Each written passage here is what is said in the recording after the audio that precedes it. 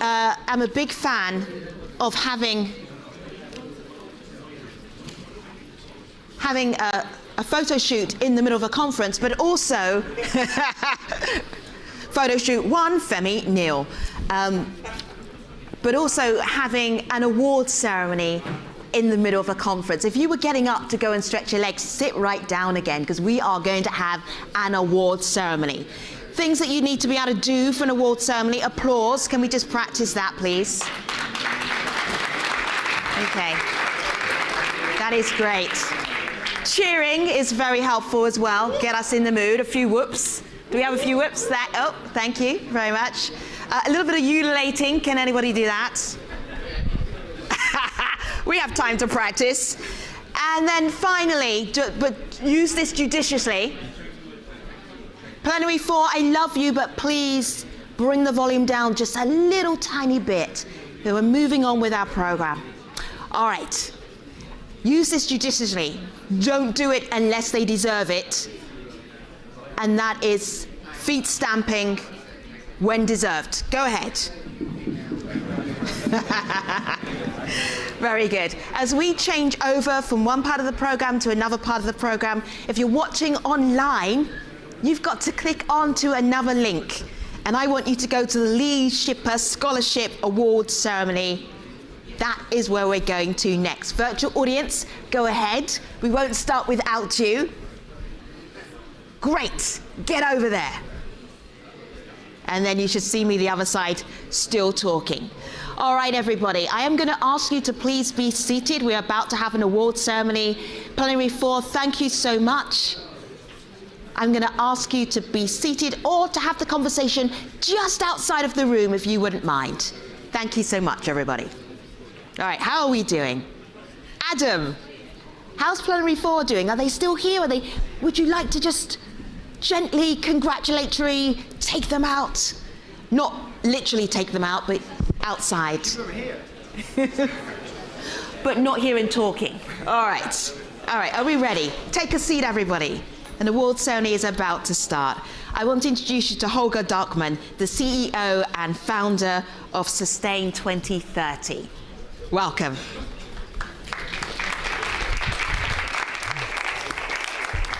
Thanks. Thank you, Femi, and always great also to be back. Thank you so much also to the World Bank and also WI also for giving us the space to the future of transport. And the future of transport are young leaders, and that's what we want to celebrate also, want to celebrate now. You heard yesterday from Nancy Keat in the last session with Nicholas about also Embark and the history of transforming transportation, and the co-founder of Embark, Lee Schipper. Lee Schipper was a great researcher, but also he really challenged us conventional wisdom. And he passed, unfortunately, away far too early in 2011. And so during that time, I was sitting together with Ramon Munoz Ruskin, and hopefully also Ramon will hear us. He's unfortunately not here today. And the family saying we want to also keep us the memory of Lee Schipper and to keep us his legacy. And so therefore also we decided also with during that time support with the from the Shell Foundation and individual donors to set up a scholarship. A scholarship for $10,000 US, a mentoring program, but particularly also the opportunity also to speak here at Transforming Transportation. And thank you so much for World Bank and also WIS to still make that happen. So next slide, please. There's plenty of people also to, I have to do it myself. Okay, now I'm too far. All right, here. So we launch also the next year. So please spread the word on the Volvo Research Educational Foundation side. We are also thankful also for their support. But also now also really want to give the floor also to the two scholars of 2022. So, and I'd like to introduce you also to Lucia. Come up here.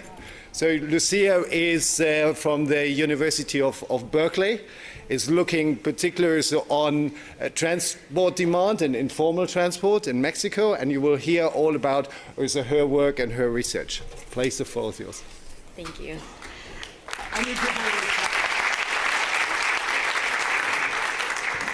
Thank you. I'm very excited to be here to present, and a special thank you to the Schipper Memorial Ship for this opportunity. So my project was analyzing demand response technologies and the ability to modernize paratransit systems in Latin America with it. So the idea is really taking that idea of the traditional paratransit model that's prevalent in Latin America and understanding that if through the adoption of technology, we could move it more towards the microtransit model, which is growing in North America and Europe. So I was in Mexico City for about a month, interviewing mostly paratransit drivers to understand their perception of technology, and was able to get almost 70 interviews about their perspective. Mostly we tried to have different parts of Mexico City to diversify a bit of our interviews, and mostly interviewed micros and combis, which are the more prevalent type of transportation in paratransit in Mexico City. The first set of questions in the interview were really understanding their current service and what are their pain points to understand whether technology could address these pain points. And so some of the initial findings about working conditions matched what is available in the literature right now. That more than anything, it's a very male-dominated industry. Most of the drivers don't own the vehicle but rent them on a daily basis, and it's a very labor-intensive job as well. The next thing I was interested in understanding was their perception of this dynamic or variable income that they have, and whether they would prefer a fixed salary option if it were available to them. However, a majority, about 63%, said that they were not interested in a fixed salary, and that the reasons they liked their current variable income was, more than anything, is that they thought they gained more money that way than in a minimum salary, and that they were able to earn daily, and really if they needed more money one day, they could work more hours and gain more money. But some of the reasons they didn't like their current variable income was, more than anything, that they didn't have medical insurance or other types of benefits. So that was a constant pain point for them. We then simply asked them if they liked working in their current service, and the majority said an overwhelming yes, and with some of the reasons highlighted above of why they did or what they would like to change. But then moved on to asking them specifically what the biggest problems are in their service. And more than anything, they said traffic, but also security was a main concern for them. But the security issue was very dependent on what station they were at. There were some stations that were completely fine and felt very safe in their routes, while others that was like a constant issue that they faced. So then we moved on to the technology portion of the interview and really just understanding their perception of that adoption. So we gave them this description of demand response technology, but mostly highlighted the characteristics that it's app-based, provides route information and ETA for passengers, that it helps optimize routes and pickup times for drivers, but that it also provides information on riders to the drivers and vice versa. So given this description, when we asked them if they thought it would be useful in their service, and there was a lot of mixed feelings about it. Some saw the benefits and some were a bit hesitant about the abilities.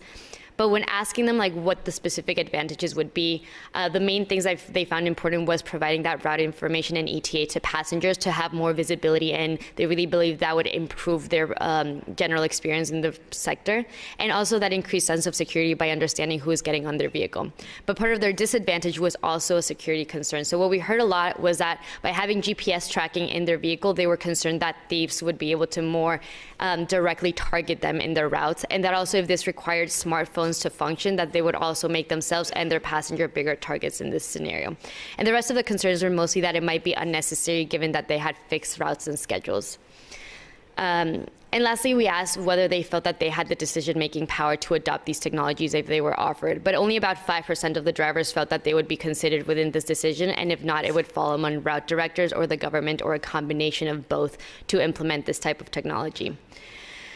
And we found some very interesting observations in the field, but I just wanted to mostly wrap up with some of the learnings that I had about installing a DRT in Mexico City. And if it were offered, some of the valuable characteristics that should be kept is that route information and ETA for passengers, information on them in order to increase security, but more importantly, having that daily cash out option, since that was a very important factor for drivers. And some considerations to have is that, again, routing might be less useful within Mexico City itself, given their fixed routes and schedule, but could be more of a use case in the outer areas of Mexico City where it's not as fixed schedule or routes. And that also there are these checadores, which their job is to really time the between vehicles, and their job or function would really be challenged by this type of dynamic scheduling that demand response often offers. And those are the conclusions, so thank you so much.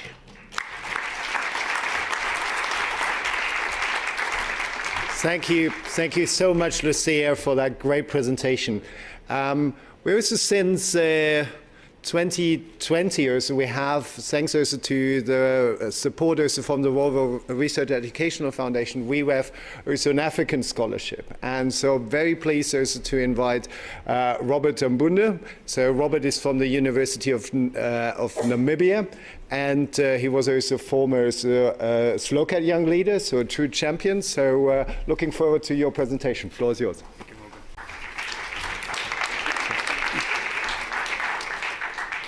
Thank you very much. My study was on reimagining non-motorized transport policies and strategies in secondary urban African towns. So back in the day, that would be me and my mom crossing the national road in a secondary town called Ongwediva. And this is the reality for most of the African inhabitants, who majority are NMT users, and mostly have to interact with traffic, which is quite risky for their lives.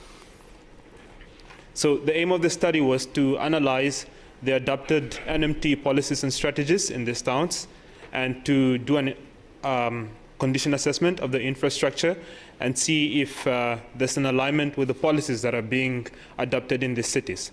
And this was done to craft a future narrative where NMT users feel safe, find the transport system convenient, and are comfortable using the implemented transport system. So how did we go about this? What I did was an assessment of the NMT conditions in the towns to understand the NMT operation environment. And then that was followed by analyzing the existing policies that are being implemented in the town to understand whether the policy speaks to the existing conditions on the ground, the mobility environment. And then this was followed by identifying gaps in both policy, implementation, as well as whether they address the NMT conditions on the ground. This was then followed by the proposed strategy.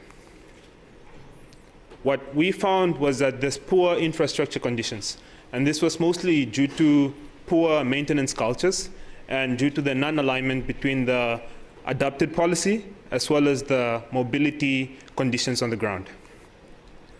We also found that there's poor access to adjacent properties. So you found that motorists are using the NMT facilities to access the roadway, which in this case endangers the NMT users and makes it hard for them to traverse from point A to point B.